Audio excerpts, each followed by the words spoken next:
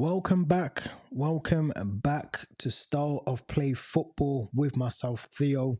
As always, thank you very much for joining the channel, joining the live stream. If you are new here, as always, please make sure you subscribe.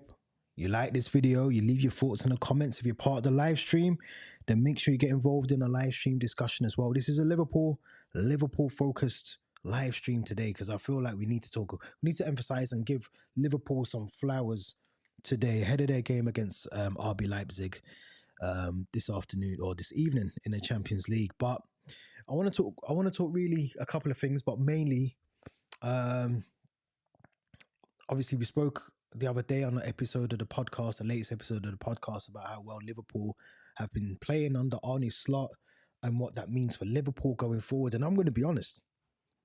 I'm going to be 100% honest. I feel like Liverpool can go on and win the Premier League this season. I really, really do. I see a lot of good things from Liverpool in terms of the way that they set up. You know, obviously when Jurgen Klopp left, Liverpool were always going to be that team that it was going to go one of two ways. Either Liverpool were going to carry on going really, really well. And I think it needed a new lease of life. It needed someone else to come in and change things and make things a bit more, just tweak certain things that Liverpool have been doing so well for so long under Jurgen Klopp, but tweak them a little bit and bring in a new lease of life to the club. And that's what Arne Slot's done. Or it could have gone the other way completely. They brought in Arne Slot and it just didn't work. And, you know, you would have potentially seen a lot of disgruntled fans and whatever else and the performances dip. But we haven't seen that. If anything, what we've had so far from Arne Slot is small, minor tweaks, a transitional change from Jurgen Klopp to Arne Slot. A lot more. I think with Jurgen Klopp, he liked to dominate the game, take ownership of the game, control the possession. You know, a bit more intensity than what Arne Slot has at the moment. I think Arne Slot is confident in his team to allow the other team to have more possession of the ball at times. But the thing that Liverpool still do very well is when they have possession of the ball, they are so clinical, so clinical, and they're not wasteful in terms of the passes that they create, the chances that they make, the goals that they score, the areas of the pitch that they occupy when they have possession of the ball and what they're trying to do with it. And I don't think it was wholesale changes that were needed by Arne Slot anyway. I think Jurgen Klopp, I mean, it's almost like, yeah, it's like the win-win situation for Arne Slot, because if he comes in and he walks in and things just start clicking straight away, which they have done, one, it shows how well Jurgen Klopp was doing with the resources that he had, or the lack of resources at times that he had, and he was able to still get, you know, he's still able to leave a very well organized team for Arne Slot to take over. And also, if Arne Slot comes in and things carry on ticking over as they are, it shows how well of a good manager he is, because he's been able to come in, albeit with a squad that, you know, was competing for the league. It was competing for European spots and all the rest of it already. You know, Liverpool got a really good squad. He's come in and he's been able to stamp his own authority on things and change things his way, but still keep the foundations as they are at Liverpool. And I think that's so crucial for this club. We spoke about the game against Chelsea the other day, so I don't want to drag that back up again, but I do want to just highlight the role that Curtis Jones was playing in that game, because he definitely, you know, we spoke about it very briefly on the podcast the other day, but it definitely showed how well the tactics are from Arne Slot, because it takes out certain players out of their positions, and it, you know, Cole Palmer being a prime example of that. Jadon Sancho being a prime example of that, when he was being drawn into that midfield battle with, you know, McAllister and Jones, with Slobosly and Jones in that midfield alongside Lavia and Caicedo. You know, Palmer was getting drawn into it. Nicholas Jackson was getting drawn into it at times as well, from a Chelsea perspective. But Liverpool maintained the balance on that pitch, and they were able to, you know, they didn't have to be on their best game to play Chelsea and still get a win. And I think that's the difference between, you look at Arsenal, who potentially wouldn't have been able to deal with that pressure that Chelsea was bringing to Liverpool at times. You look at maybe Man City now that they don't have Rodri in their midfield. You don't have Julian Alvarez in the team anymore. Erling Haaland is literally the only out and out striker that Man City have at the moment now. Um, I look at this Liverpool squad and I think they have all the tools to be able to get something out of this season. I really do. Let's have a look at we're going to look at their fixtures in a minute, but I just want to talk about some of the stuff that's come up recently in the Athletic. So um, let's talk about Virgil van Dijk. This came out by James Pearce, obviously well known within the Liverpool fan base as well. He goes on to say that Virgil van Dijk confirms discussions are ongoing over a new contract. Now, this came out, I think, just after reporters were asking him after the Chelsea game how his contract negotiations were going. So it says here that the Liverpool captain Virgil van Dijk has confirmed that discussions are ongoing over a new contract to keep him at Anfield. The Netherlands international defender current deal expires at the end of the season, but sporting director Richard Hughes is leading negotiations with the player's agent over an extension. I can say, obviously, discussions are ongoing, but I don't know. We will see what happens in the future. That's the words of Virgil van Dijk. My full focus is on Liverpool, wanting to win games that are ahead of me and nothing else. What the future will bring, I have no idea at the moment. I can only tell you that the discussions have been started and we will see. Article continues to say that the 33-year-old has been outstanding form so far this season, leading Arne Slot's slide to top of the Premier League with just 3 goals conceded in 8 matches. I do want to say though, Liverpool fans, the 15-goal record, Arsenal was banging on about it. Chelsea's 15-goal record all season, we will never see a team do that, but still very good in terms of, 3 goals conceded in 8 matches, but 15 goals all season, Chelsea have done that. We've been there. The article goes on to say if he was asked if he saw himself playing at a highest level into his late 30s, Virgil said, I feel very good physically, mentally, and I'm having fun. My own form is fine. I will let others do the talking. I don't want to talk about myself. It's not me who's not conceding. It's all of us who are not conceding. Yeah, so it sounds like there's promising signs there. As it says here, it's the first time that Virgil van Dijk has acknowledged publicly that talks are taking place over a new contract. Earlier in the season, he batted away questions over his future by saying there was no change in the situation. The Liverpool captain stopped short of guaranteeing that he will still be at Anfield next season when he stopped to speak to reporters after Sunday's game, and that there was expected as negotiations continue over both terms and length of extension. However, the noise was certainly positive. Van Dijk has left nobody in any doubt how much he's realising, leading Liverpool into the new era under Arne Slot. He doesn't want to move on next summer. Liverpool fans, you should be so happy, man. You've got a really, really good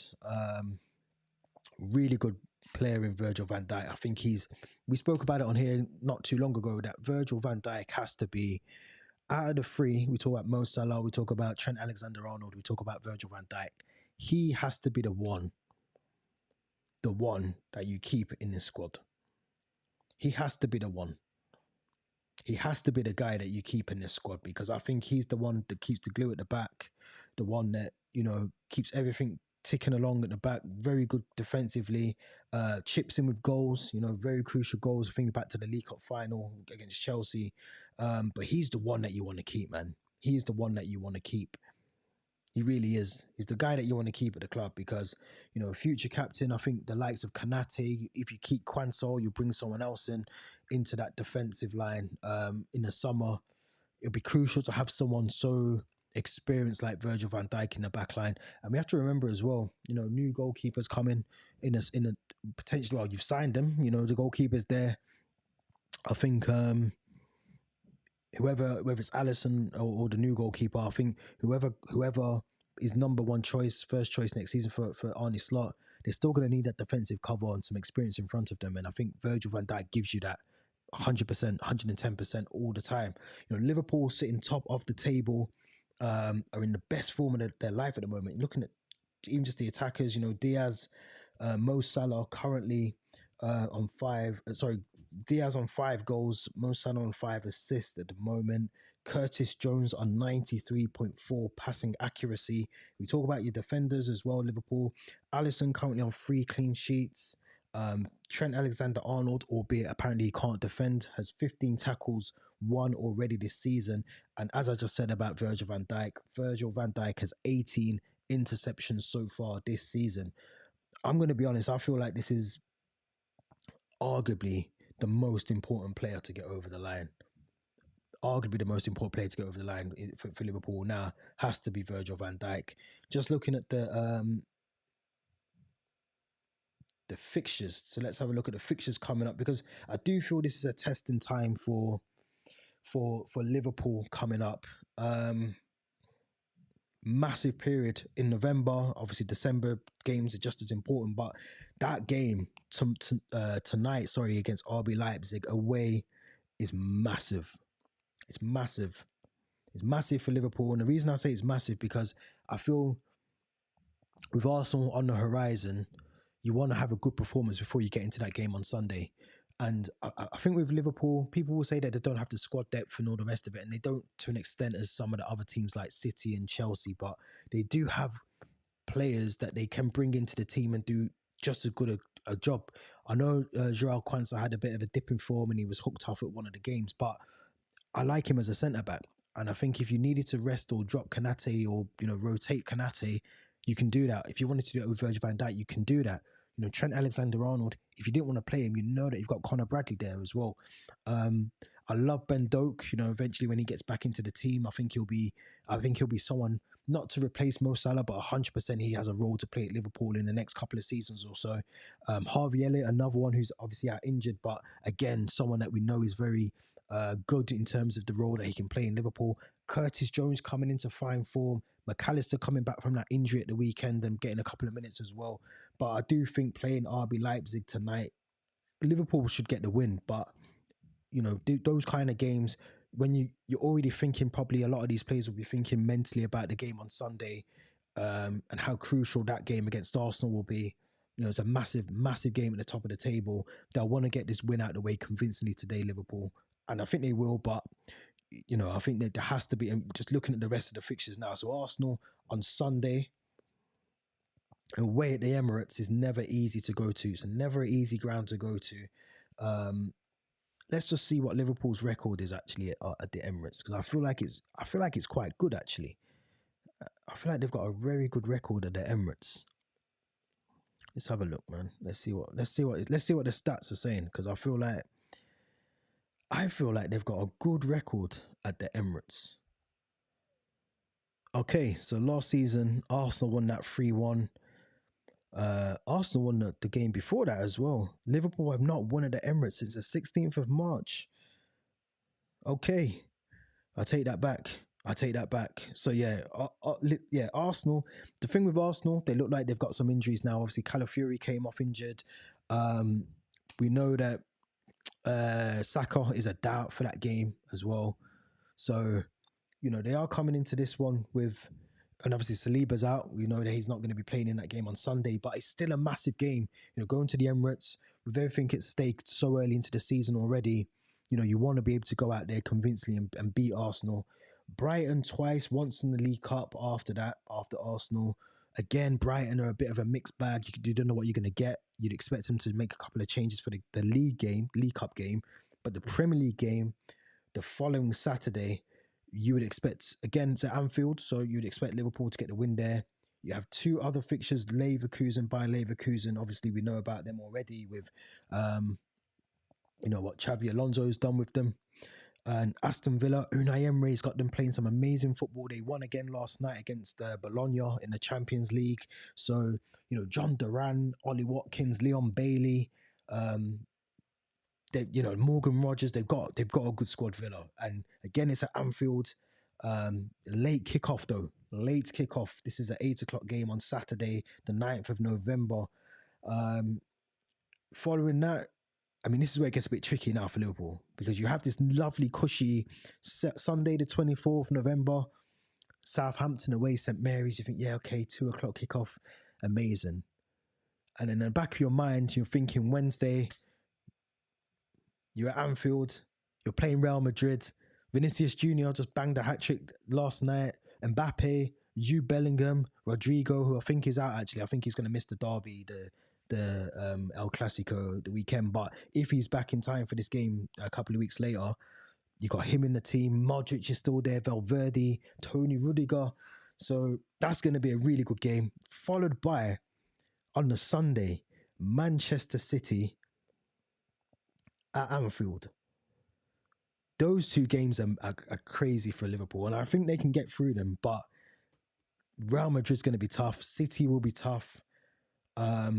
Those next fixtures after this now: Newcastle on the Wednesday, the 4th of December. Saturday away at Goodison, Everton.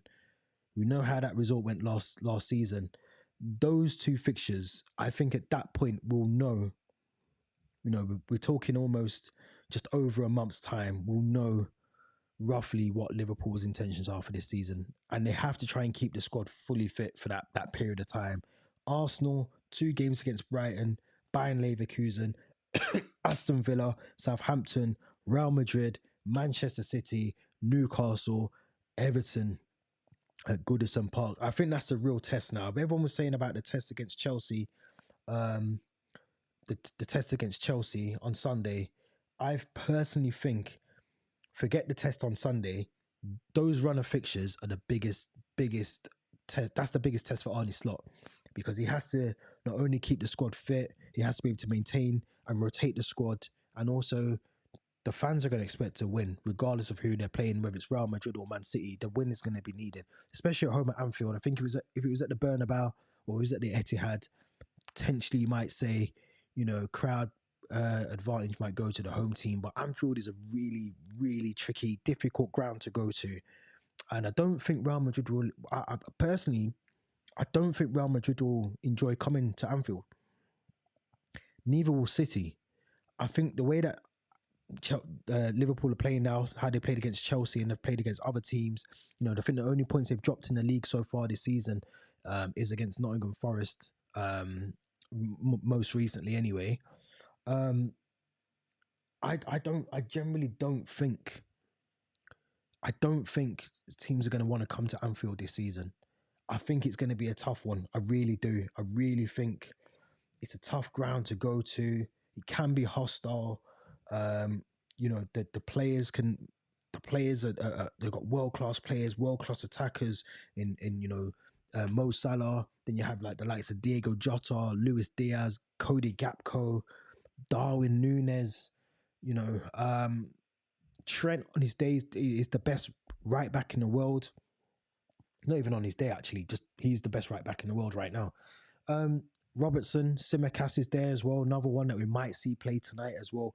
But if we were talking about Liverpool, for me, their best 11,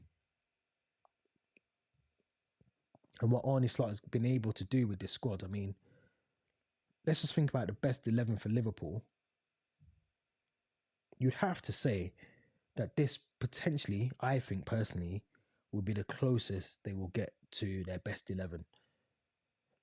And who they might put up against someone like Real Madrid or Man City or, you know, another team like that. Obviously Kelleher, I love him, but you're not starting over Alisson when he's back from fitness. That's another thing as well. They got to keep the goalkeeper fit, because Alisson, for a goalkeeper, picking up hamstring injuries, and you know, he's had a couple of big injuries recently over his career, and maybe that's why they brought in Mamardashvili, if that's how you say his name. That's why they brought him in, because I feel like Alisson, again, getting to that age where, you know, these injuries are starting to creep in a bit more now, and I think he would need, you need a good, Keller has a really good goalkeeper. I keep saying he's a first choice for someone somewhere. I just don't think he's first choice for Liverpool, and I think that's why reinforcements have been brought in the goalkeeper area. Now Trent, for me, has to start right back for most games now for Liverpool. He's just the best. He's the best right back in the world. It goes without saying. You've got your two, as in Kanate, Van Dijk, Robertson. I think that's your back line. That's a solid back line that you would have there. You would have McAllister and Gravenberg, who I haven't even mentioned yet, but McAllister and Gravenberg. Now, Liverpool fans, I'd love to hear from you, your thoughts on the next bit now, because obviously Szoboszlai is a very good player. He's been in and out of the team of late, but I'm just thinking now, if you had a fully fit squad, because you haven't brought in Chiesa yet either. But is there a stake to say a claim to stake to say that if Curtis Jones puts in more performances like he did against Chelsea, you don't play him alongside Gravenberg. You put him higher up the pitch, and you play him as the 10. Is there a case for that? Because he feels that performance that Curtis Jones put in felt almost like he's ready for the step up now. And I've always liked Curtis Jones. And I think for me, he drives forward with the ball. He gets forward with the ball and he creates chances. He's not scared to shoot. And, he scores some really good goals from, very wide angles or tight angles as well. He's a good player. He's a good player. I feel like he's for me, and again, I'm not a Liverpool fan, so I could be completely wrong here, but I feel like he's a player that you want to see a bit more in the 10 role as opposed to playing, alongside Gravenberg. I think McAllister does that role very well. Obviously, he wasn't missed on Sunday, but, I think he could easily see Curtis Jones take what currently I would say Slobberslai's role is in the team and play him as the 10. Good thing about Liverpool is they've got that interchangeable players here. But I personally, I would say if Curtis Jones can play as he played against Chelsea, I would definitely find a place for him in that team because he's got the qualities, the strength on the ball as well. That's another thing that I didn't pick up on the podcast, but the strength on the ball that this player has is amazing. Right side, you got to keep Mo Salah there.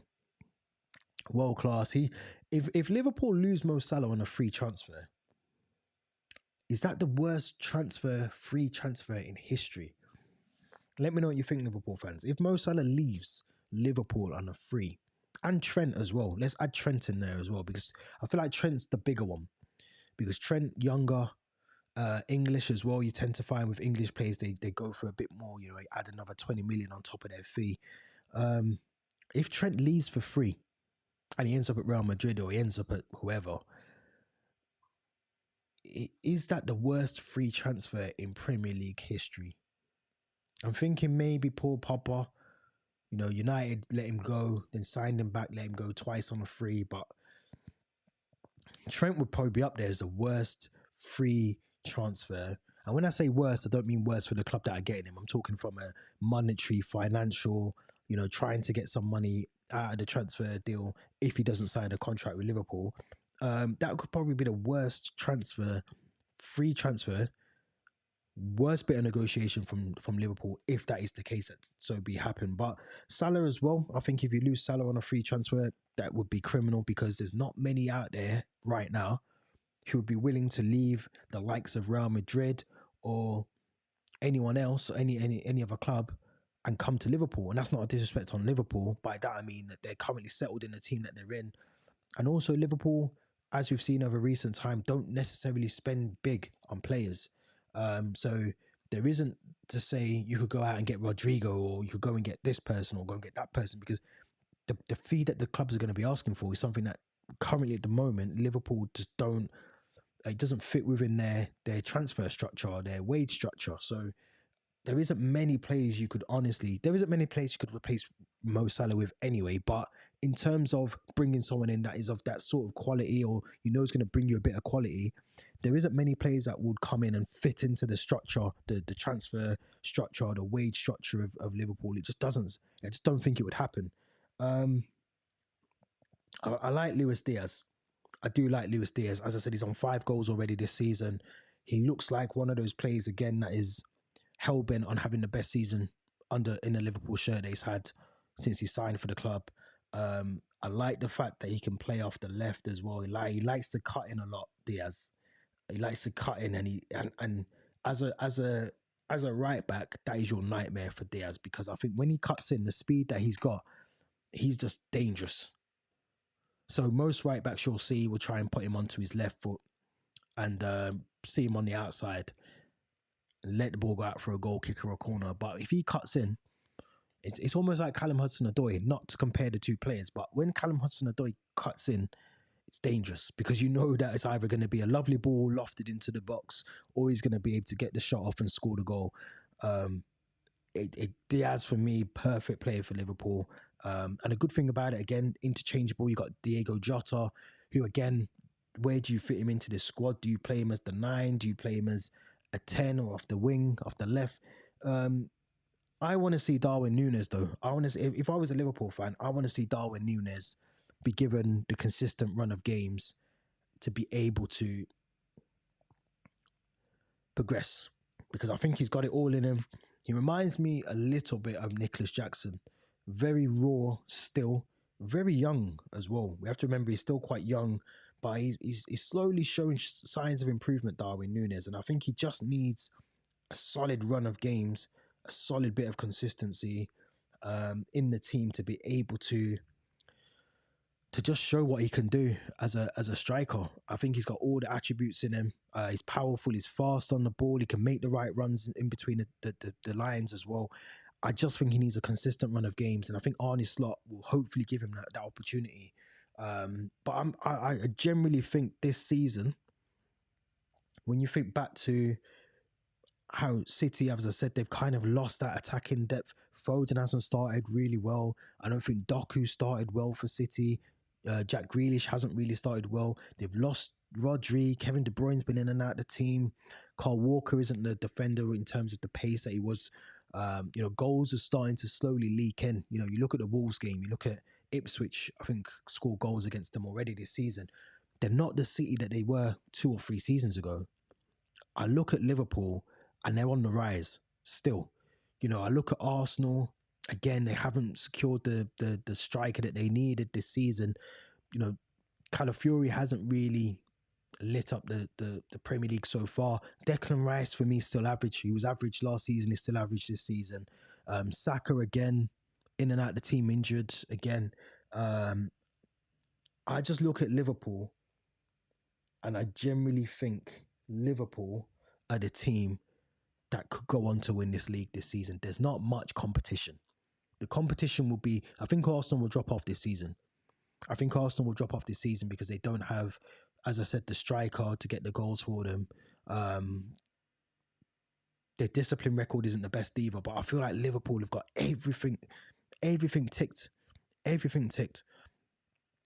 Squad depth, albeit not as much as I said, City and Chelsea, but they do have Tsimikas for Robbo, Bradley for Trent. You can bring now, that you can bring, Gravenberg has been arguably the best player in midfield. And, there's all this talk about Zubimendi coming in the summer, and Gravenberg's come in and done that job for them. You look at McAllister, you look at the attackers, like I said, Gapco, Jota, Diaz, Nunes, all of them are able to play a role. You've got players like Endo that are due to come back. Again, another squad depth player. Harvey Elliott, another player that could come in and do a job as well. So there's players there. I look at Liverpool, and if they can weather the storm through some of those difficult fixtures, the Cities and the Real Madrid's back-to-back games, they should beat Everton, but those Merseyside derbies can go either way. They really can. Be a bit more clinical in front of goal, and I feel like Liverpool, they're the team to beat this season. I feel like Pep as well, the 115 or 114 charges, whatever it is now, I feel like that's hanging over City's head a little bit. They brought in that Silvino from when they had him before from France. I just don't see any issues in Liverpool's squad unless they pick up some mad injuries over the next couple of months. But Liverpool, I'm telling you from now, Liverpool is the team to beat this season in the Premier League. They will be there. They will win this league. I'm convinced of it. United won't be there. Tottenham won't be there. Chelsea won't be there. Aston Villa are knocking on the door, but they won't be winning the league anytime soon. They'll be cementing themselves in the Champions League, I think, in the next couple of seasons or so.